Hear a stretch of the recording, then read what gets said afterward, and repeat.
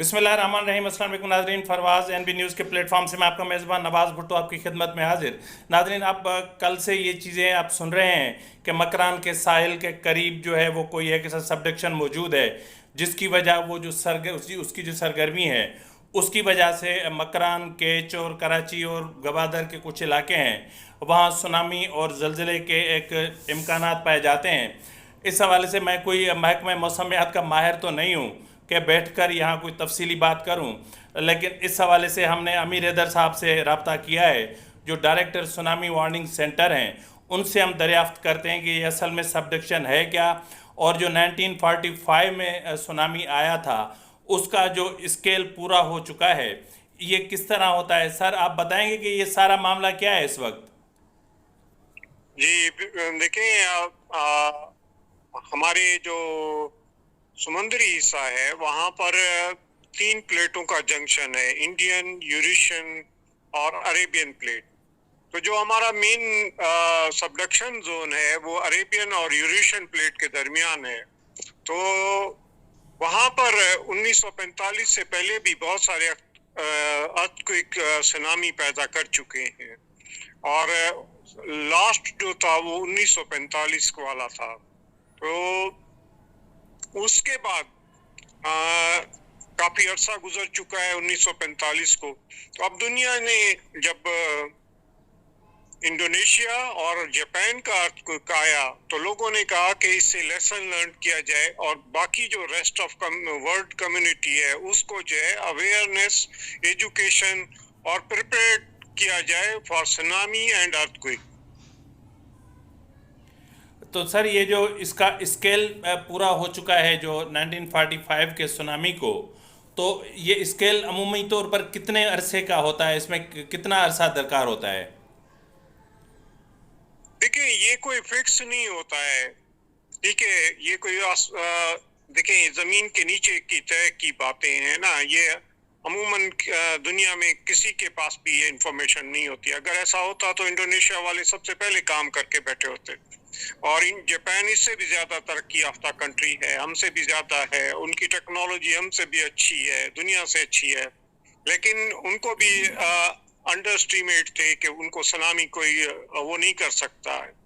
लेकिन ये है कि ये किसी कोई फिक्स टाइम तो है नहीं, किसी लम्हे भी आ सकता है, लेकिन हम तैयारी तो कर सकते हैं ना। ये तो हमारे बस का है ना, हमें पता भी है कि ये सबडक्शन जोन है और यहाँ से खतरा है।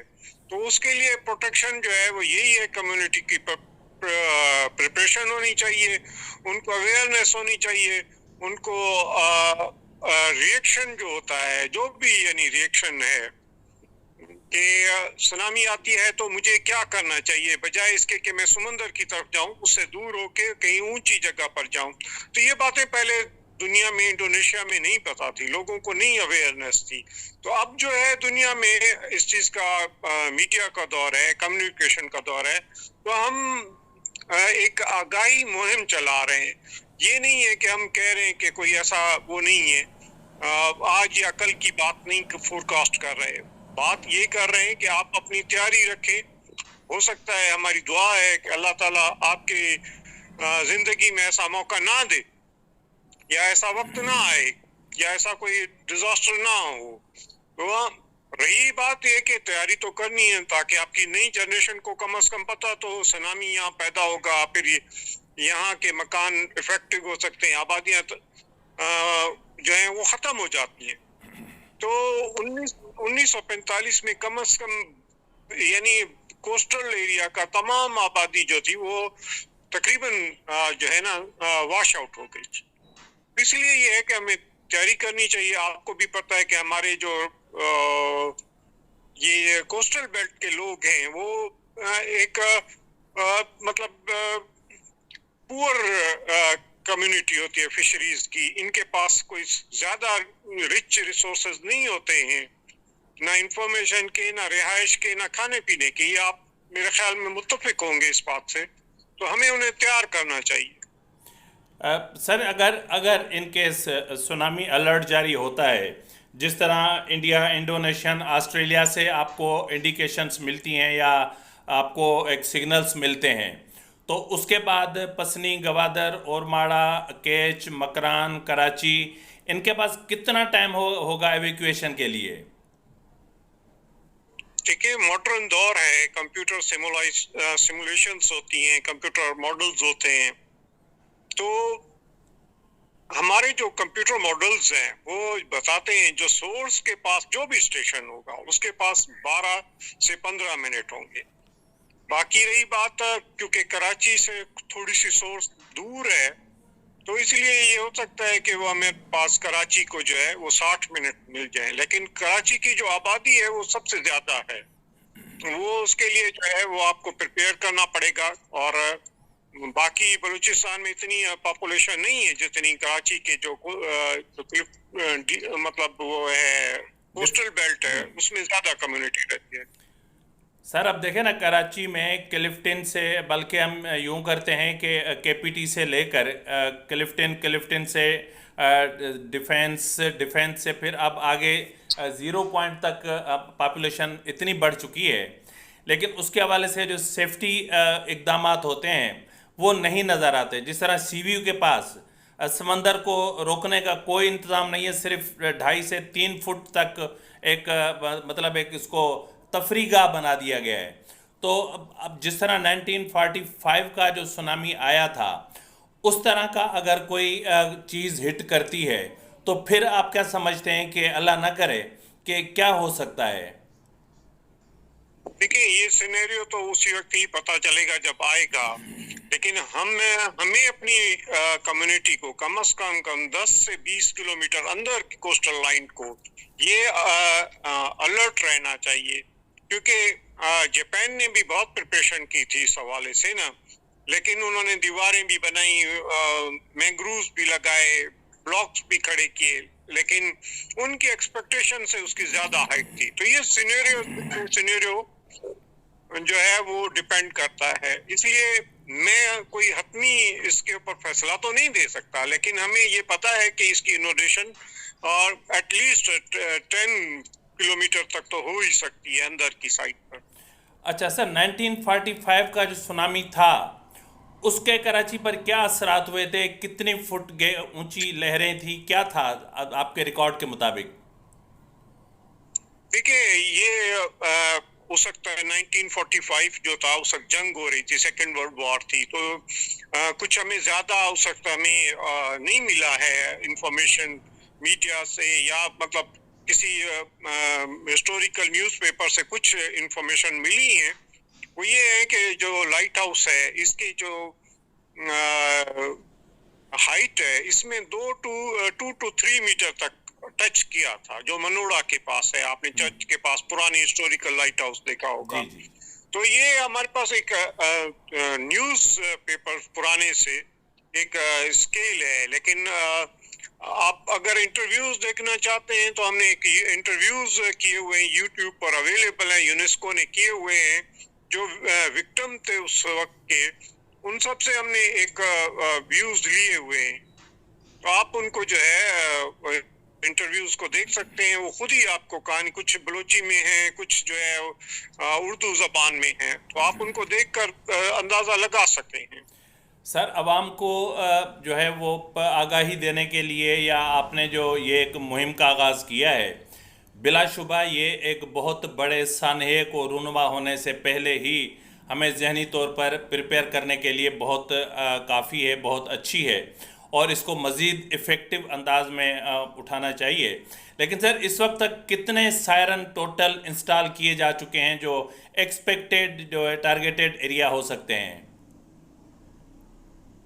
देखिए, हमारे पास बेसिकली वो नहीं था, मैंडेट नहीं था इसका। लेकिन ये है कि हमने 5 एक एक्सपेरिमेंटल सायरन जो दुनिया ने इंस्टॉल किए हैं वो हमने किए हुए हैं। एक रेडीगोट में है, एक इब्राहिम हैदरी में, और एक हॉक्स बे के एरिया में है, और एक पसनी में है, एक गवादर में है।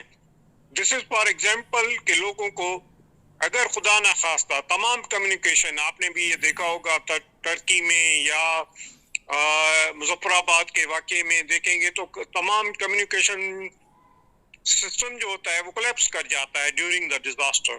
तो इसलिए जो है हम डायरेक्ट कम्युनिकेट करें ये बेसिकली सायरन सैटेलाइट बेस्ड है और हम उनको जो है यहाँ अपने रूम से जो है ट्रिगर कर सकते हैं और अपनी उस कम्युनिटी को हमने तैयार भी किया हुआ है। हमने खुद भी ड्रिल कराई थी वहां पर रेडीकोट पर भी और हॉक्स बे पे भी और गवादर पे भी। इस साल हमारा प्रोग्राम पसनी में था, बहरहाल वो ना हो सका। तो हम ये चाहते हैं कि इस किस्म की ड्रिल्स हो, क्योंकि हम इंटरनेशनली 2 ड्रिल करते हैं, ये हमारी प्रैक्टिस है। इंडोनेशिया और जितने भी हमारे स्टेक होल्डर कंट्रीज हैं, Iran, Oman, UAE, Yemen, India, Australia, ये तमाम कंट्रीज जो है ना मिलकर हम डिफरेंट, एक होती है हमारी पैसिफिक ओशन पे, दूसरी होती है इंडियन ओशन पे और तीसरी जो होती है वो अरेबियन सी पे होती है जो हमारे से ताल्लुक होती है। तो ये 11 अक्टूबर को हमने बेसिकली एक ड्रिल की थी जो इंटरनेशनल थी अवेयरनेस के लिए, और हम एक्चुअली इसको फुल स्केल करना चाहते थे ताकि कम्युनिटी को पता हो कि हमने कैसे रिएक्शन करना है। ये एक्चुअली बेसिकली हमारा मोटिव था। अच्छा सर, ये जो सबडक्शन मौजूद है इसकी एक्चुअल जो जो मकाम है या मरकज़ है वो कौन सा है, साहिल से कितना दूर है? देखिए, यहाँ से सबडक्शन जोन जो है हमें जो टच होता है सुमियानी से शुरू होता है और जीवनी या जीवानी कहें आप, जो भी लफ्ज इस्तेमाल करते हैं, तो वहां तक ये हमारी पूरी लाइन जो है वो सबडक्शन जोन है।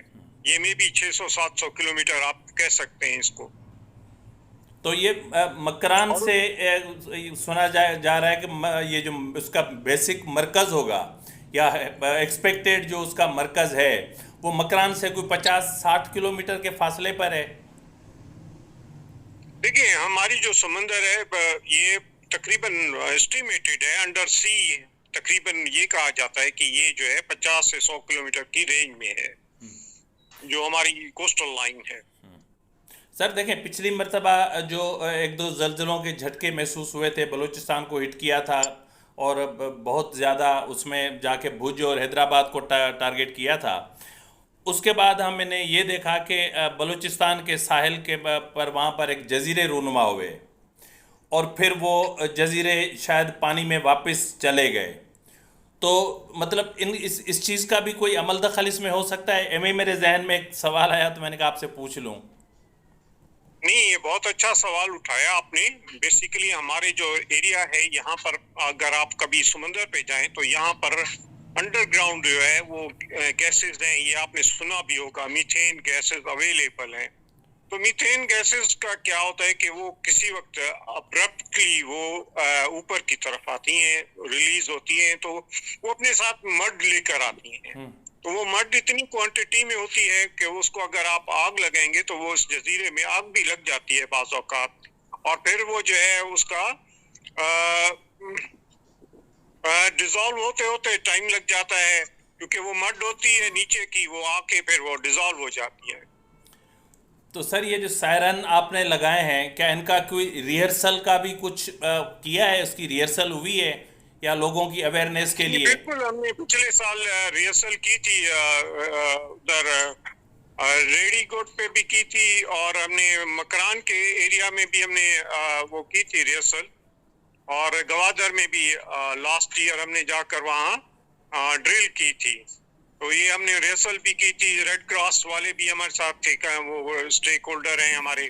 तो हम मिलकर कैसे मेडिकल ट्रीटमेंट देनी है, बच्चों को एजुकेट किया था, हाउ टू एजुकेट, लड़कियों स्कूल के बच्चों के स्कूल, इन सब को इन्वॉल्व किया था। अमीर हैदर साहब, हम आपके बहुत मशकूर हैं कि आपने अपने इंतहाई कीमती टाइम में से हमें टाइम दिया।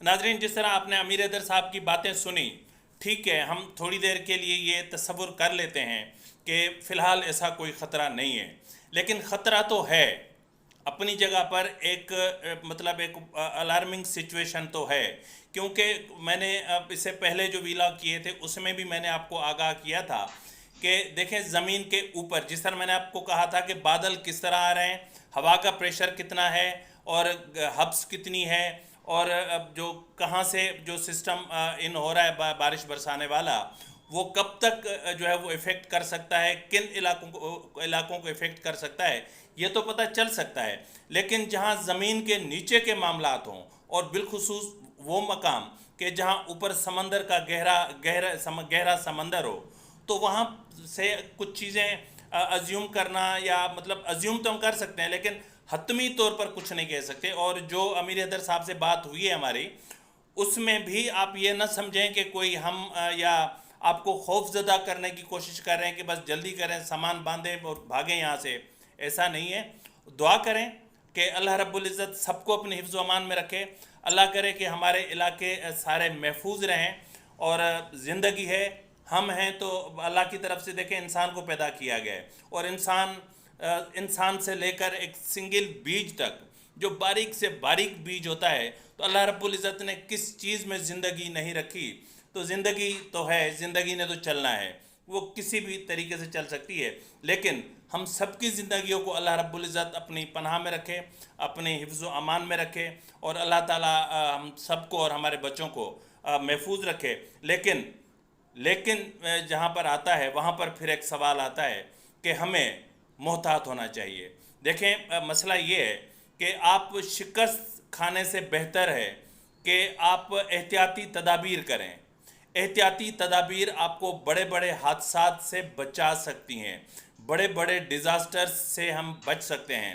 अगर हमें NDMA की तरफ से या इनकी तरफ से कोई भी, या महकमा मौसमियात की तरफ से, या सुनामी जो अलर्ट सेंटर है, वार्निंग सेंटर है, अगर वहाँ से भी हमें कोई वार्निंग मिलती है, कोई अलार्म मिलता है, या कोई सायरन की आवाज़ सुनाई देती है, या सोशल मीडिया का दौर है, इलेक्ट्रॉनिक मीडिया का दौर है, कोई ख़बर चलती है, तो खुदारा एहतियाती तदाबीर ज़रूर इस्तेमाल कीजिएगा।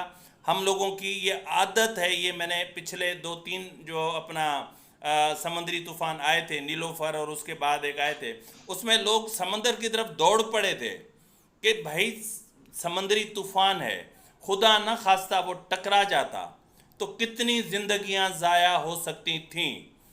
तो इसलिए जब ऐसी कोई अलार्मिंग सिचुएशन हो, तो उस वक्त आप एहतियाती तदाबीर इस्तेमाल करें, और एहतियाती तदाबीर को अख्तियार करें, ताकि आप अपने बच्चों की और अपनी ज़िंदगियों को महफूज बना सकें। फ़िलवक्त के लिए इतना ही, मिलते हैं अगले प्रोग्राम में, तब तक इजाज़त दीजिए। फ़ी अमानिल्लाह।